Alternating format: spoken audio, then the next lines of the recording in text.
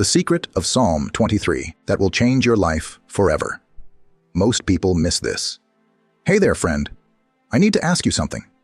How many times have you heard Psalm 23? Maybe you grew up hearing it in church, or maybe it was read at a funeral.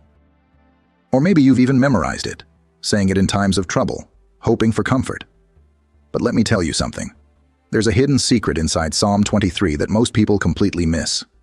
A truth so powerful, so life-changing, that when you see it, it will shift the way you see God forever. You might be thinking, wait, isn't Psalm 23 just about God being our shepherd? Yes, it is. But there's more. So much more. What if I told you that hidden within these 6 short verses is the key to living with peace in chaos, strength in weakness, and hope in uncertainty? What if I told you that understanding this one psalm, the way God intended, could completely transform your relationship with Him? Most people read Psalm 23 as a comforting poem, something nice to say when life gets hard. But David wasn't just writing pretty words. He was revealing a deep spiritual reality about who God is and how He works in our lives. A reality that most of us never truly grasp.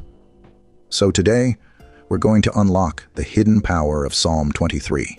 And by the end of this video, you're going to see it in a way you never have before. I believe with all my heart that if you let this truth sink in, it will change your life. Are you ready? Let's dive in. Chapter 1. The Psalm of the Shepherd. Understanding the context. All right, before we dive deep into the hidden secret of Psalm 23, we need to step back and understand the context, because context changes everything. Who wrote Psalm 23? Psalm 23 was written by King David, yes, the same David who fought Goliath, the same David who became king, and the same David who messed up big time, but was still called a man after God's own heart. But here's what most people don't think about. Before David was a king, he was a shepherd. He spent years in the fields, tending to sheep, protecting them from lions and bears, guiding them, caring for them.